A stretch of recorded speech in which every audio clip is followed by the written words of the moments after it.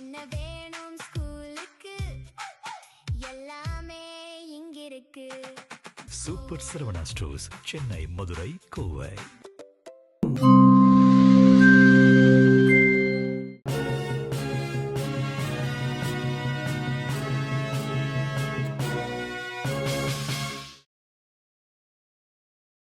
வணக்கம். இந்திய நேரப்படி காலை 8:30 மணி செய்திகள். முதலில் தலைப்புச் செய்திகளை காணலாம். குழந்தைகள் மற்றும் பெண்களின் பாதுகாப்பை உறுதி செய்ய இந்த புதிய அரசு எப்போது நடவடிக்கை எடுக்கப் போகிறது? திமுக நாடாளுமன்ற உறுப்பினர் கனிமொழி கேள்வி. நாடு முழுவதும் பெட்ரோல் மற்றும் டீசல் விலை 4வது முறையாக உயர்வு. பொதுமக்களும் வாகன ஓட்டிகளும் கடும் அதிர்ச்சி. மதுரை மீனாட்சி அம்மன் கோயில் அருகே 17 வயது சிறுவன் உயிர் மாய்க்கம். கோவில் திருவிழாவில் நடந்த விபரீதம். உக்ரைன் மீது ரஷ்ய ராணுவம் நடத்திய வான்வழி தாக்குதலில் 4 பேர் உயிரிழப்பு. அதிநவீன ஒரேஷ்னிக் ஹைப்பர்சோனிக் ஏவுகணையை பயன்படுத்தி மிகப்பெரிய தாக்குதலை நடத்தியதாக ரஷ்ய அதிபர் அறிவிப்பு. IPL 20 ஓவர் கிரிக்கெட் தொடரின் 69வது போட்டி. மும்பை அணியை வீழ்த்தி பிளே ஆஃப் சுற்றுக்கு தகுதி பெற்ற ராஜஸ்தான் அணி. இனி விரிவான செய்திகளை காணலாம். குழந்தைகள் மற்றும் பெண்களின் பாதுகாப்பை உறுதி செய்ய இந்த புதிய அரசு எப்போது நடவடிக்கை எடுக்கப் போகிறது என்று திமுக நாடாளுமன்ற உறுப்பினர் கனிமொழி வினவியுள்ளார். திமுக நாடாளுமன்ற உறுப்பினர் கனிமொழி தனது சமூக வலைதள பக்கத்தில் விழுப்புரம் மரக்காணம் அருகே 11 வயது சிறுமி பாலியல் வன்கொடுமைக்கு உள்ளான செய்தி அதிர்ச்சி அளிக்கிறது என்று தெரிவித்தார். கடந்த 2 வாரங்களாக நாள்தோறும் இதுபோன்று வரும் செய்திகளால் தமிழ்நாட்டில் உள்ள பெண்களும் குழந்தைகளும் கடும் அச்சத்தில் உறைந்து போயுள்ளதாக தெரிவித்தார். சட்ட ஒழுங்கு சீர்கட்டிருப்பதை ஒப்புக்கொண்டு குழந்தைகள் மற்றும் பெண்களின் பாதுகாப்பை உறுதி செய்ய இந்த புதிய அரசு எப்போது நடவடிக்கை எடுக்கப் போகிறது என்று வினவினார். நாடு முழுவதும் பெட்ரோல் மற்றும் டீசல் விலை 4வது முறையாக உயர்த்தப்பட்டுள்ளதால் பொதுமக்களும் வாகன ஓட்டிகளும் கடும் அதிர்ச்சி அடைந்துள்ளனர். இந்தியா முழுவதும் பெட்ரோல் மற்றும் டீசல் விலை 4வது முறையாக உயர்த்தப்பட்டுள்ளது. இதன்படி சென்னையில் பெட்ரோல் விலை லிட்டருக்கு 2 ரூபாய் 46 காசுகள் உயர்த்தப்பட்டு 1 லிட்டர் 107 ரூபாய் 77 காசுகளுக்கு விற்பனையாகிறது. டீசல் லிட்டருக்கு 2 ரூபாய் 57 காசுகள் உயர்த்தப்பட்டு 1 லிட்டர் 99 ரூபாய் 55 காசுகளுக்கு விற்பனை செய்யப்படுகிறது. இந்த தொடர் விலை உயர்வு நாடு முழுவதும் பணவீக்கம், போக்குவரத்து மற்றும் தினசரி பயண செலவுகள் ஆகியவற்றில் சங்கிலி தொடர் விளைவுகளை ஏற்படுத்தும் என எதிர்பார்க்கப்படுகிறது. மேலும் விலை உயர்வால் பொதுமக்களும் வாகன ஓட்டிகளும் கடும் அதிர்ச்சிக்குள்ளாகியுள்ளனர். மதுரை மீனாட்சி அம்மன் கோயில் அருகே 17 வயது சிறுவன் அரிவாளால் வெட்டி உயிர் மாய்க்கப்பட்டுள்ள சம்பவம் பெரும் அதிர்ச்சியை ஏற்படுத்தியுள்ளது. மதுரை மீனாட்சி அம்மன் கோவில் சித்திரை திருவிழாவில் அதே பகுதியை சேர்ந்த சிறுவன் குபேந்திரனுக்கும் முத்துமணிக்கும் இடையே தகராறு ஏற்பட்டுள்ளது. இதனால் முத்துமணி தலைமையில் ராஜ், சதீஷ்குமார், ஹரிகிருஷ்ணன், முத்துக்குமார் ஆகியோர் சேர்ந்து வணிக வளாகத்தில் தூங்கிக் கொண்டிருந்த குபேந்திரனை அரிவாளால் வெட்டி உயிர் மாய்த்து மாடியில் இருந்து தூக்கி வீசியுள்ளனர். இது குறித்து தகவல் அறிந்து சம்பவ இடத்திற்கு சென்ற காவல்துறையினர் உடலை கைப்பற்றி அரசு மருத்துவமனைக்கு அனுப்பி வைத்தனர். விசாரணையில் சிறுவன் மீது பல்வேறு குற்ற வழக்குகள் நிலுவையில் இருப்பது தெரிய வந்தது. தொடர்ந்து குற்றவாளிகளை காவல்துறையினர் தேடி வருகின்றனர். உக்ரைன் மீது ரஷ்ய ராணுவம் நடத்திய வான்வழி தாக்குதலில் 4 பேர் உயிரிழந்துள்ளனர். உக்ரைன் நாட்டின் தலைநகரமான கிவ் வான்பரப்பில் ரஷ்ய ராணுவம் அதிநவீன ஒரேஷ்னிக் ஹைப்பர்சோனிக் ஏவுகணையை பயன்படுத்தி மிகப்பெரிய தாக்குதலை நடத்தியது. இந்த வான்வழி தாக்குதல் 4 வருட போரிலேயே மிக கடுமையான தாக்குதல்களில் ஒன்றாக விளங்குகிறது. இதில் இதுவரை 4 பேர் உயிரிழந்த நிலையில் 80க்கும் மேற்பட்டோர் படுகாயமடைந்துள்ளனர். இது குறித்து ரஷ்ய அதிபர் புதின் பேசிய போது, இந்த ஒரேஷ்னிக் ஏவுகணை ஒலியின் வேகத்தை விட 10 மடங்கு வேகமாக பாயக்கூடியது. இது விண்கல் போல மிக அதிவேகமாக பயணிப்பதால் தற்போதைய எந்த ஒரு வான் பாதுகாப்பு அமைப்பாலும் இதை தடுத்து அழிக்க முடியாது என்று தெரிவித்தார். IPL 20 ஓவர் கிரிக்கெட் தொடரின் 69வது போட்டியில் மும்பை அணியை வீழ்த்தி ராஜஸ்தான் அணி வெற்றி பெற்று பிளே ஆஃப் சுற்றுக்கு முன்னேறியுள்ளது. மும்பை வான்கடே மைதானத்தில் 19வது IPL 20 ஓவர் கிரிக்கெட் தொடரின் 69வது போட்டி நடைபெற்றது. இந்த போட்டியில் மும்பை இந்தியன்ஸ் மற்றும் ராஜஸ்தான் ராயல்ஸ் அணிகள் மோதின. டாஸ் வென்ற மும்பை அணி முதலில் பந்து வீச்சை தேர்வு செய்தது. இதன்படி ராஜஸ்தான் அணி முதலில் பேட்டிங் செய்து 20 ஓவர்களில் 8 விக்கெட் இழப்புக்கு 205 ரன்கள் எடுத்தது. இதில் மிகவும் சிறப்பாக விளையாடிய ஜோஃப்ரா ஆர்ச்சர் 32 ரன்கள் எடுத்தார். இதையடுத்து 206 ரன்கள் எடுத்தால் வெற்றி என்ற இலக்குடன் களமிறங்கிய மும்பை அணி 20 ஓவர்களில் 9 விக்கெட் இழப்புக்கு 175 ரன்கள் மட்டுமே எடுத்தது. இதில் அதிகபட்சமாக சூரியகுமார் யாதவ் 60 ரன்கள் எடுத்தார். இந்நிலையில் 30 ரன்கள் வித்தியாசத்தில் ராஜஸ்தான் வெற்றி பெற்று புள்ளி பட்டியலில் 4வது இடம் பிடித்து பிளே ஆஃப் சுற்றுக்கு முன்னேறியது. ஆளுநர் ஆட்சி வரக்கூடாது என்பதால் தாவேகா அரசுக்கு ஆதரவு அளித்துள்ளோம் என்று சுற்றுலாத்துறை அமைச்சர் ராஜேஷ் தெரிவித்துள்ளார். கன்னியாகுமரி மாவட்டம் நாகர்கோயிலில் சுற்றுலாத்துறை அமைச்சர் ராஜேஷ் செய்தியாளர்களை சந்தித்து பேசினார். அப்போது காங்கிரஸ் தாவேகாவுடன் கூட்டணி வைத்தது குறித்து பேசிய அவர், 60 ஆண்டுகளாக எல்லா தேர்தலிலும் திமுகவுடன் கூட்டணி அமைத்துதான் போட்டியிட்டது. 1989 காங்கிரஸ் தனித்து நின்றது. இதுவரை காங்கிரஸ் தேர்தல் காலத்தில் மட்டுமே கூட்டணி ஆட்சியில் அவர்கள் இருப்பார்கள். தாங்கள் யாருடைய முதுகிலும் குத்தியது கிடையாது என்று கூறினார். மக்களுடைய பெரும்பான்மை தீர்ப்பு தாவேகாவுக்கு உள்ளது. மதசார்பற்ற ஆட்சி அமைய வேண்டும்.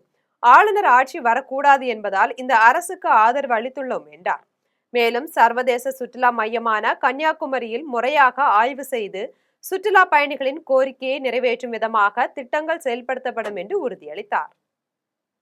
எல்லா தேர்தல்களையும் திராவிட முன்னேற்ற கழகம் கூட்டணி அமைத்துதான் போட்டிட்டு இருக்கிறது. 1989 காங்கிரஸ் தனிச்சு நின்னுது. அப்பவும் திராவிட முன்னேற்ற கழகம் கூட்டணியோட நின்று. அதனால அவங்க கூட்டணி என்பது தேர்தல் காலத்துல மட்டும் கூட்டணி, தேர்தல்ல வெற்றி பெற்ற பிறகு அவங்க மட்டும் ஆட்சியில் இருப்பாங்க. அதுதான் இதுவரைக்கும் நடந்த வரலாறு. முதலமைச்சர் விஜய் அமைதியாக இருப்பதற்கு காரணம் எதையும் செயலில் காட்டுவதற்கு தான் என்று அமைச்சர் ரமேஷ் தெரிவித்துள்ளார். திருச்சி திருவானைக்கோயிலில் நடைபெற்ற கஜபூஜையில் இந்து சமய அறநிலைத்துறை அமைச்சர் ரமேஷ் கலந்து கொண்டு சாமி தரிசனம் செய்தார். தொடர்ந்து கோவில் யானை அகிலாவின் பிறந்த நாளையொட்டி யானைக்கு இனிப்புகள் மற்றும் பழங்கள் வழங்கி ஆசி பெற்றார். இதன் பின்னர் செய்தியாளர்களிடம் பேசிய அவர், 12 நாட்களில் குற்ற சம்பவங்கள் அதிகரித்து விட்டதாக உதயநிதி தெரிவித்த கருத்து குறித்த கேள்விக்கு சொல்லை விட செயல்தான் முக்கியம் என்று பதிலளித்தார். மேலும் அனைத்து இடங்களிலும் காவல்துறை துரிதமான நடவடிக்கை எடுத்து குற்றவாளிகளை கைது செய்துள்ளதாக தெரிவித்தார். எல்லா கோயில்களுடைய அடிப்படை வசதிகள் எல்லாத்தையும் ஆய்வு பண்ணியிருக்கிறோம். மக்களுக்கு தேவையான அடிப்படை வசதிகளை என்ஷூர் பண்ண சொல்லி அதிகாரிகளுக்கு உத்தரவிட்டிருக்கிறோம். தமிழ்நாடு முழுக்க இருக்க அனைத்து கோயில்களிலும் இந்த ஆய்வுகள் மேற்கொள்ளப்படும். சர்ப்ரைஸான சில ஆய்வுகளும் மேற்கொள்ளப்பட்டு மக்களுக்கு தேவையான அனைத்து விஷயங்களையும் செய்து தரும். கேரளாவிற்கு கனிம வளங்களை கொண்டு செல்வதை தடுக்கக்கூடாது என்று சட்டமன்ற உறுப்பினர்கள் ஆஸ்டின், அனிதா ராதாகிருஷ்ணன் ஆகியோர் கன்னியாகுமரி மாவட்ட ஆட்சியரிடம் வலியுறுத்தியதாக முன்னாள் திமுக அமைச்சர் மனோ தங்கராஜ் தெரிவித்துள்ளார். முன்னாள் திமுக அமைச்சர் மனோ தங்கராஜ் சமூக வலைதளத்தில் வீடியோ ஒன்றை வெளியிட்டுள்ளார். இதில் கேரளாவிற்கு கனிம வளங்களை கொண்டு செல்வதை தடுக்கக்கூடாது என்று நாகர்கோயில் சட்டமன்ற உறுப்பினர் ஆஸ்டின் மற்றும் திருச்செந்தூர் சட்டமன்ற உறுப்பினர் அனிதா ராதாகிருஷ்ணன் கன்னியாகுமரி மாவட்ட ஆட்சியரை சந்தித்து கூறியதாக தெரிவித்தார். இது அவர்களுடைய தனிப்பட்ட கருத்து, கட்சியினுடைய கருத்தோ தன்னுடைய கருத்தோ அல்ல என்று கூறினார். மேலும் இது தொடர்பாக கட்சி சார்பில் தாங்கள் பல்வேறு கட்ட போராட்டங்களை நடத்தி எதிர்ப்பு தெரிவித்து வருவதாக தெரிவித்தார். கடந்த 2-3 தினங்களாக ஒரு மிகப்பெரிய சர்ச்சை ஓடிக்கொண்டிருக்கிறது. நாகர்கோவில் சட்டமன்ற உறுப்பினர் அண்ணன் ஆஸ்டின் அவர்களும், தூத்துக்குடி மாவட்டத்தை சார்ந்த அண்ணன் அனிதா ராதாகிருஷ்ணன் அவர்களும் நம்முடைய மாவட்ட ஆட்சித்தலைவர் அவர்களை சந்தித்து, கேரளா என்ன இந்தியாவில் இல்லையா, கேரளாவிற்கு கனிம வளங்கள் கொண்டு செல்வதை நீங்கள் தடுக்கக்கூடாது என்று கோரிக்கை வைத்ததாகவும், அது சார்ந்து அவர்களுக்கு பத்திரிகை கொடுத்த ஒரு செய்தியும் ஊடகங்கள்ல இன்னைக்கு வெளியே வந்திருக்கு. கேவி குப்பத்தில் உள்ள சட்டமன்ற உறுப்பினர் அலுவலகத்தை தாவேகா கிழக்கு மாவட்ட செயலாளர் நவீன் மற்றும் சட்டமன்ற உறுப்பினர் தென்றல்குமார் திறந்து வைத்தனர். வேலூர் மாவட்டம் கேவி குப்பத்தில் தமிழக வெற்றி கழகத்தின் சார்பில் சட்டமன்ற உறுப்பினர் அலுவலக திறப்பு விழா நடைபெற்றது. சமூக நல்லிணக்கத்தை வலியுறுத்தும் வகையில் இந்து, கிறிஸ்தவ மற்றும் இஸ்லாமிய முறைப்படி சடங்குகள் நடத்தப்பட்டன. பின்னர் கிழக்கு மாவட்ட செயலாளர் நவீன் மற்றும் கேவி குப்பம் சட்டமன்ற உறுப்பினர் தென்றல்குமார் அலுவலகத்தை திறந்து வைத்தனர். விழாவை தொடர்ந்து 2000 பேருக்கு பிரியாணி வழங்கப்பட்டது. கடலூரில் 12ஆம் வகுப்பு தேர்வில் தேர்ச்சி பெற்று கல்லூரிக்கு செல்லும் ஏழை மாணவர்களுக்கு நந்தனார் கல்வி கழக தலைவர் முனைவர் மணிரத்னம் நிதி உதவி வழங்கி வாழ்த்துக்களை தெரிவித்தார்.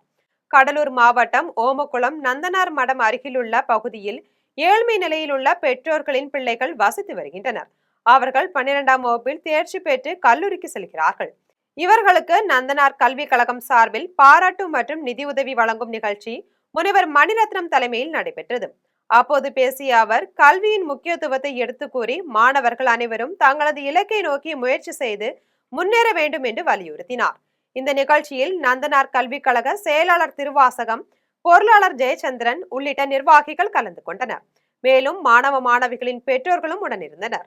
திமுக தோல்விக்கான பரிசோதனை செய்து தோல்விக்கான காரணத்தை கண்டறிய வேண்டுமே தவிர அதை விட்டுவிட்டு காங்கிரஸ் கட்சியை விமர்சிப்பது நல்லது அல்ல என்று நீடாமங்கலத்தில் காங்கிரஸ் கட்சியின் மாவட்ட தலைவர் நீலன் அசோகன் தெரிவித்தார். திருவாரூர் மாவட்டம் நீடாமங்கலத்தில் இந்திய தேசிய காங்கிரஸ் கட்சியின் திருவாரூர் மாவட்ட தலைவர் நீலன் அசோகன் செய்தியாளர்களை சந்தித்து பேசினார். அப்போது சென்னை அறிவாலயத்தில் நடைபெற்ற திராவிட முன்னேற்ற கழக இளைஞரணி கூட்டத்தில் காங்கிரஸ் கட்சிக்கு எதிராகவும் ராகுல் காந்திக்கு எதிராகவும் கண்டன கோஷம் எழுப்பியதை திருவாரூர் மாவட்ட காங்கிரஸ் கமிட்டி வன்மையாக கண்டிக்கிறது என்று நீலன் அசோகன் தெரிவித்தார். மேலும் கடந்த 11 ஆண்டுகளாக திராவிட முன்னேற்ற கழகத்துடன் காங்கிரஸ் கூட்டணி வைத்து 3 சட்டமன்ற தேர்தல்களையும் 2 பாராளுமன்ற தேர்தல்களையும் உள்ளாட்சி தேர்தலையும் சந்தித்திருக்கிறோம் என்றும் 2026 சட்டமன்ற தேர்தலில் மக்கள் ஒரு தீர்ப்பை வழங்கியிருக்கிறார்கள், அவர்களுக்கு ஆதரவு அளிப்பது என்ற முடிவை எடுத்து காங்கிரஸ் கட்சி தவேகாவிற்கு ஆதரவு அளித்துள்ளது என்றும் தெரிவித்துள்ள அவர், திமுக தோல்விக்கான சுய பரிசோதனை செய்து தோல்விக்கான காரணத்தை கண்டறிய வேண்டுமே தவிர அதை விட்டுவிட்டு காங்கிரஸ் கட்சியை விமர்சிப்பது நல்லது அல்ல என்று காங்கிரஸ் கட்சியின் மாவட்ட தலைவர் நீலன் அசோகன் தெரிவித்துள்ளார். அச்சிறுபாக்கம் ஒன்றியத்தில் உதயநிதி ஸ்டாலின் நற்பணி மன்றத்தின் ஆலோசனை கூட்டம் நடைபெற்றது. செங்கல்பட்டு மாவட்டம் அச்சிறுபாக்கம் ஒன்றியத்தில் தனியார் திருமண மண்டபத்தில் செங்கல்பட்டு மாவட்ட உதயநிதி ஸ்டாலின் நற்பணி மன்றத்தின் ஆலோசனை கூட்டம் நடைபெற்றது. கூட்டத்தில் நற்பணி மன்றத்தின் மாவட்ட செயலாளர் RS யுவராஜ் தலைமையேற்று நிர்வாகிகள் சிறப்பாக செயல்பட வேண்டும் என ஆலோசனைகள் வழங்கினார்.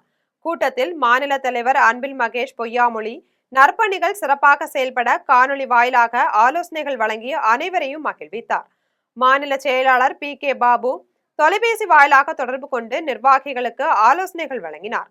இதில் மாநில பொருளாளர் A ராஜா, மாநில துணை செயலாளரும் மாவட்ட பொறுப்பாளருமான GM கலீம், அச்சிறுபாக்கம் ஒன்றிய செயலாளர் வெற்றி செல்வம், ஒன்றிய பொருளாளர் செல்வமணி, ஒன்றிய ஒருங்கிணைப்பாளர் S விஸ்வநாதன் உள்ளிட்ட அச்சிறுபாக்கம் ஒன்றிய நிர்வாகிகள் கலந்து கொண்டனர்.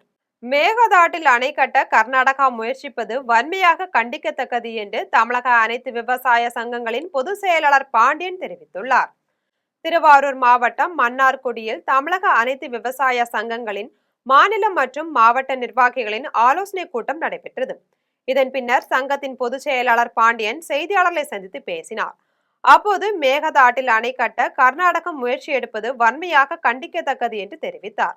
மேலும் கர்நாடகம் மேகதாட்டு அணையை கர்நாடக தமிழக விவசாயிகள் நலன் கருதி கைவிட வேண்டும் என்பதை வலியுறுத்தி வருகின்ற ஜூன் 2ஆம் தேதி மேகதாட்டு அணை நோக்கி முற்றுகை போராட்டத்தை தொடங்க உள்ளதாக தெரிவித்தார். எனவே கர்நாடக அரசு மேகதாது அணை கட்டுவதை திரும்ப பெற வேண்டும் என தெரிவித்தார். கர்நாடக அரசாங்கம் சட்டவிரோதமாக காவிரி நடுவர் மன்ற இறுதி தீர்ப்புக்கு முரணாக மேகதாட்டுவில் அணை கட்டுவதற்கு வரைவு திட்ட அறிக்கையை தயார் செய்வதற்கு உச்சநீதிமன்றத்தில் அனுமதி பெற்று மத்திய அரசின் நீர்வளத்துறை ஆணையத்திற்கு சமர்ப்பிப்பதற்கான நடவடிக்கையை துவங்கியிருக்கிறது. இது முழுமையும் காவிரி நடுவர் மன்ற இறுதி தீர்ப்பிற்கு முரணானது மட்டுமல்ல, பாராளுமன்ற ஜனநாயகத்தை கேலிக்குத்தாக்கியிருக்கிறது. குற்ற சம்பவங்களை தடுக்கவும், ரவுடிகளின் கொட்டத்தை அடக்கவும், போதைப் பொருட்கள் புழக்கத்தை தடுத்து நிறுத்தவும் கடுமையான நடவடிக்கை எடுக்கப்படும் என்று பெரம்பலூர் மாவட்ட புதிய காவல் கண்காணிப்பாளர் லலித்குமார் எச்சரித்துள்ளார். கன்னியாகுமரி மாவட்டம் நாகர்கோவில் கூடுதல் காவல் கண்காணிப்பாளராக பணியாற்றி வந்த லலித்குமார் என்பவர் பெரம்பலூர் மாவட்ட புதிய காவல் கண்காணிப்பாளராக தமிழக அரசால் நியமிக்கப்பட்டார். இதைத் தொடர்ந்து பெரம்பலூர் மாவட்ட புதிய காவல் கண்காணிப்பாளராக லலித்குமார் பொறுப்பேற்றுக் கொண்டார். அவருக்கு பெரம்பலூர் கூடுதல் காவல் கண்காணிப்பாளர் பாலமுருகன் உள்ளிட்ட துணை காவல் கண்காணிப்பாளர்கள், ஆய்வாளர்கள், அனைத்து அலுவலர்கள் வாழ்த்து தெரிவித்தனர். இதன் பின்னர் அவர் செய்தியாளர்களை சந்தித்து பேசினார். அப்போது மாவட்டத்தில் குற்ற சம்பவங்களை தடுக்கவும், ரவுடிகளின் கொட்டத்தை அடக்கவும், போதைப் பொருட்கள் புழக்கத்தை தடுத்து நிறுத்தவும் கடுமையான நடவடிக்கை எடுக்கப்படும் என்று எச்சரித்தார். நம்ம பெரம்பலூர் டிஸ்ட்ரிக்டை பொறுத்த வரைக்கும் வந்து இன்சார்ஜ் பார்த்து இப்போ இன்சார்ஜா வந்து இன்னைக்கு பதவி இருக்கிறேன். நம்ம டிஸ்ட்ரிக்ட் போலீஸ் மெயினாக கிரைம் அகேன்ஸ்ட் உமன், அதே மாதிரி போதைப் பொருட்கள், அதே மாதிரி எச்எஸ் ரவுடிகள் சம்பந்தமான எச்எஸ் ரவுடிகளை கட்டுப்படுத்தணும். அப்படிப்பட்ட ஓல் லா அண்ட் ஆர்டர் இஷ்யூஸுக்கு முக்கியத்துவம் கொடுத்து டிஸ்ட்ரிக்டை சிறப்பாக ரன் பண்றதுக்காக தான் நம்ம பிளான் பண்ணியிருக்காங்க. தமிழகத்தில் புதிதாக முதல்வர் ஜோசப் விஜய் தலைமையிலான தமிழக வெற்றி கழகத்தின் ஆட்சியை மிக பெரிய புரட்சியாக பார்ப்பதாக மூத்த IAS அலுவலர் சிவகாமி தெரிவித்துள்ளார். கும்பகோணத்தில் ஜேபீம் அறக்கட்டளை சார்பில் நேற்று கும்பகோணம் தனியார் பள்ளி வளாகத்தில் BSNL துணை பொது மேலாளர் தமிழ்செல்வன் தலைமையில் முப்பெரும் விழா நடைபெற்றது. இதில் சிறப்பு விருந்தினராக ஓய்வு பெற்ற மூத்த IAS அலுவலர் சிவகாமி கலந்து கொண்டு கும்பகோணம் மற்றும் திருவிடைமருதூர் வட்டங்களில் 10ஆம் வகுப்பு மற்றும் 12ஆம் வகுப்பு அரசு பொதுத் தேர்வில் பள்ளிகளில் முதல் 3 இடங்களை பெற்ற 165 மாணவ மாணவியர்களுக்கு சான்றிதழ், நினைவு பரிசு, புத்தகம், புத்தக பையுடன் ஊக்கத்தொகையும் வழங்கி பாராட்டினார். பின்னர் செய்தியாளர்களை சந்தித்து பேசினார். அப்போது தமிழகத்தில் புதிதாக முதல்வர் ஜோசப் விஜய் தலைமையிலான தமிழக வெற்றி கழகத்தின் ஆட்சியை மிக பெரிய புரட்சியாக பார்ப்பதாக கூறினார். இந்த புதிய அரசு நல்ல ஆட்சியை மக்களுக்கு கொடுக்கும் என்ற நம்பிக்கை ஏற்பட்டுள்ளது என்றும் கூறினார். அந்த நம்பிக்கை வீண் போகாது என்றும் தெரிவித்துள்ளார். என்னை பொறுத்த வரைக்கும் தமிழகத்துல நடந்த ஒரு மிகப்பெரிய புரட்சியா நான் பார்க்கிறேன். அதாவது தொடர்ந்து ஒருத்தர் 2 பேர், மிஞ்சி போனா 3 பேருக்கு மேல அமைச்சரவையில பதவி கொடுக்க மாட்டாங்க. 7 பேர் அமைச்சரவையில பதவி எடுத்திருக்காங்கிறது ஒரு முக்கிய விஷயமா பார்க்கிறோம். இன்னொன்னு ஒரு உண்மையான மக்களாட்சி என்பது மக்களுக்கு ஆன்சரபிளா இருக்கணும், அக்கௌண்டபிளா இருக்கணும். அதை நிர்வாகம் இன்னைக்கு சரி பண்ணிட்டு இருக்காங்க. இந்திய கடற்படையின் பெட்டி ஆபீசரான குரிந்தர் வீர் சிங் 100 மீட்டர் ஓட்ட பந்தயத்தில் தேசிய சாதனை நிகழ்த்தியுள்ளார் என்று இந்திய கடற்படையின் அதிகாரப்பூர்வ அமைப்பு தெரிவித்துள்ளது. இந்திய கடற்படையின் அதிகாரப்பூர்வ அமைப்பு தனது சமூக வலைதள பக்கத்தில் பதிவு வெளியிட்டுள்ளது. அதில் ராஞ்சியில் நடைபெற்ற 29வது தேசிய ஃபெடரேஷன் கோப்பை தடகள போட்டிகளில் இந்திய கடற்படையின் பெட்டி ஆபீசரான குரிந்தர் வீர் சிங் 100 மீட்டர் ஓட்ட பந்தயத்தில் 10.9 வினாடிகளில் கடந்து ஒரு புதிய தேசிய சாதனையை நிகழ்த்தினார். மேலும் அவர் ஆசிய விளையாட்டுப் போட்டிகள் மற்றும் 2026 காமன்வெல்த் விளையாட்டுப் போட்டிகளுக்கும் தகுதி பெற்றுள்ளார். நமது சாம்பியன் ஓட்டப்பந்தய வீரரின் மன உறுதி, வேகம் மற்றும் அர்ப்பணிப்புக்கு இந்திய கடற்படை வணக்கம் செலுத்துகிறது என்று குறிப்பிட்டுள்ளது. ராயபுரத்தில் மறைந்த முன்னாள் பிரதமர் ராஜீவ்காந்தியின் நினைவு ஜோதியை டெல்லி வரை கொண்டு சென்று மீண்டும் சென்னை திரும்பிய யாத்திரை குழுவினரை வடசென்னை கிழக்கு மாவட்ட காங்கிரஸ் கமிட்டியினர் உற்சாக வரவேற்பு அளித்தனர். சென்னை ராயபுரத்தில் பெருநகர மாநகராட்சி காங்கிரஸ் தலைவர் திரவியம் தலைமையில் நிர்வாகிகள் வரவேற்பு நிகழ்ச்சி நடைபெற்றது. இதில் மறைந்த முன்னாள் பிரதமர் ராஜீவ்காந்தியின் நினைவு ஜோதியை டெல்லி வரை கொண்டு சென்று மீண்டும் சென்னை திரும்பிய யாத்திரை குழுவினரை கட்சி நிர்வாகிகள் உற்சாகமாக வரவேற்று சிறப்பித்தனர். தொடர்ந்து காமராஜர் உருவ சிலைக்கு திரவியம் மாலை அணிவித்து மரியாதை செலுத்தினார்.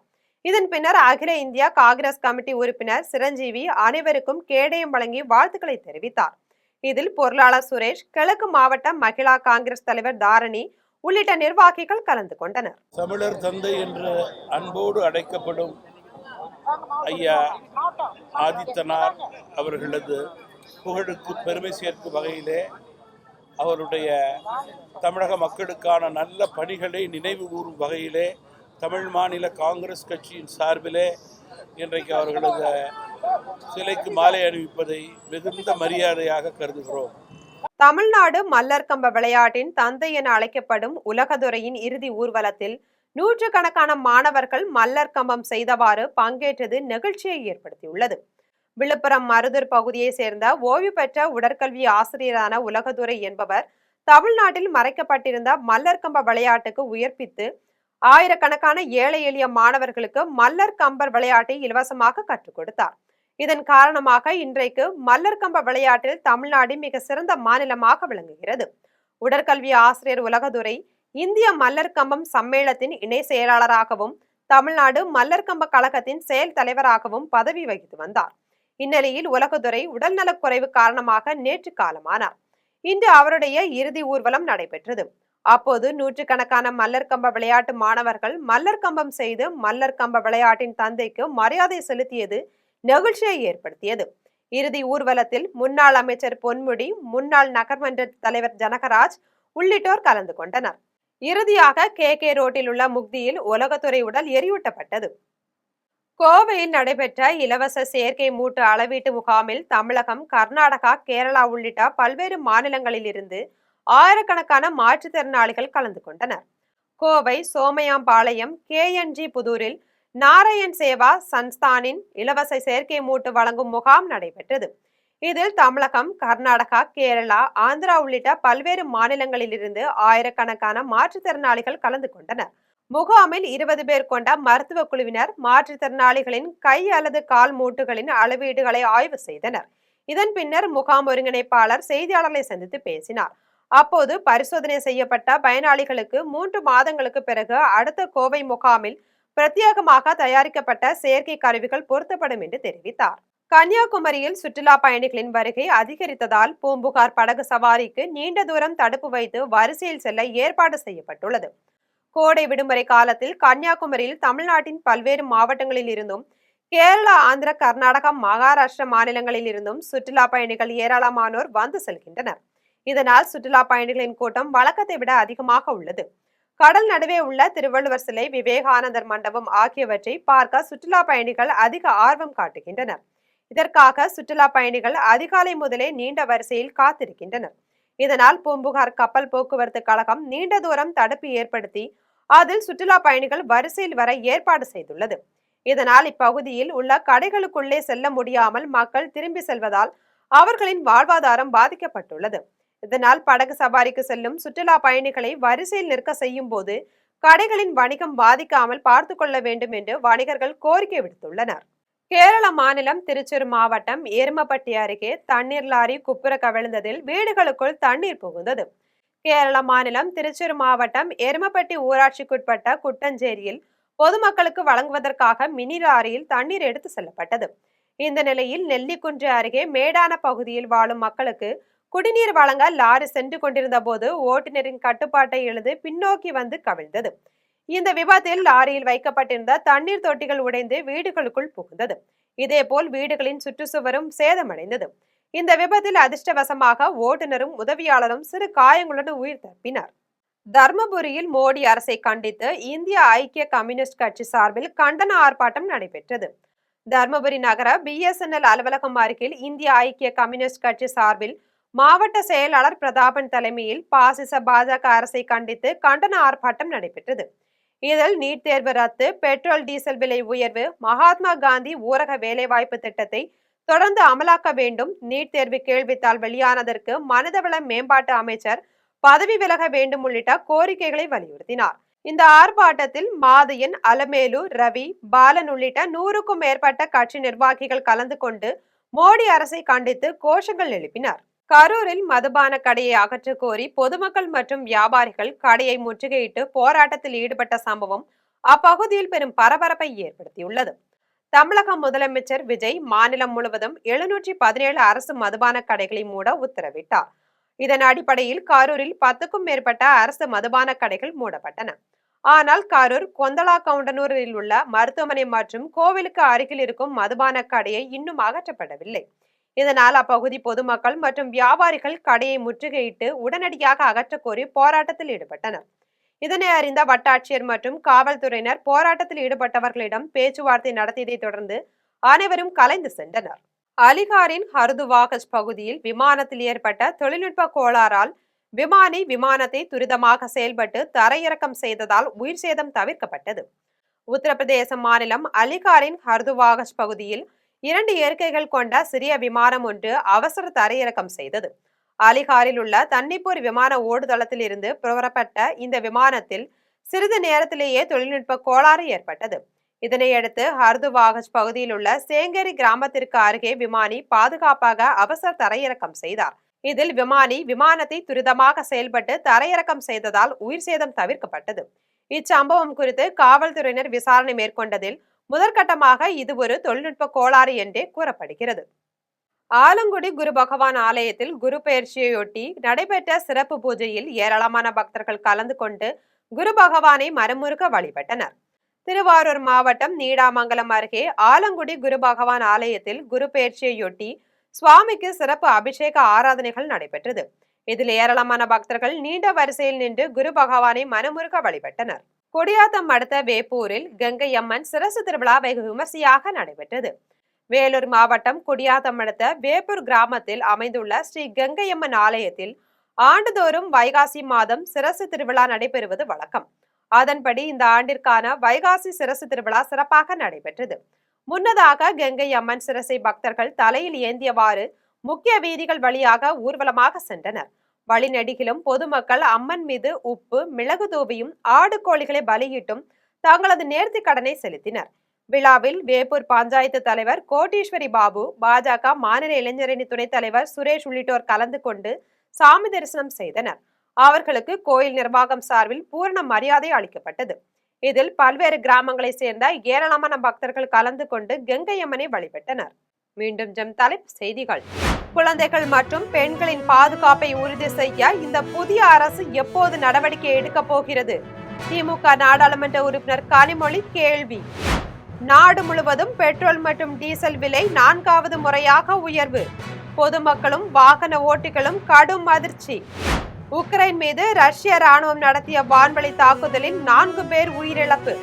அதிநவீன ஒரேஷ்னிக் ஹைப்பர்சோனிக் ஏவுகணையை பயன்படுத்தி மிகப்பெரிய தாக்குதலை நடத்தியதாக ரஷ்ய அதிபர் அறிவிப்பு. IPL 20 ஓவர் கிரிக்கெட் தொடரின் 69வது போட்டி.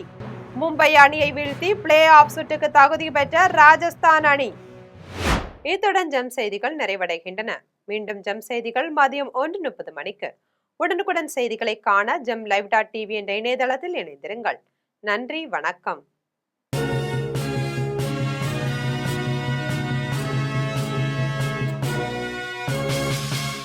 என்ன வேணும் ஸ்கூலுக்கு, எல்லாமே இங்கிருக்கு. Super Saravana stores, Chennai, Madurai, Kovai.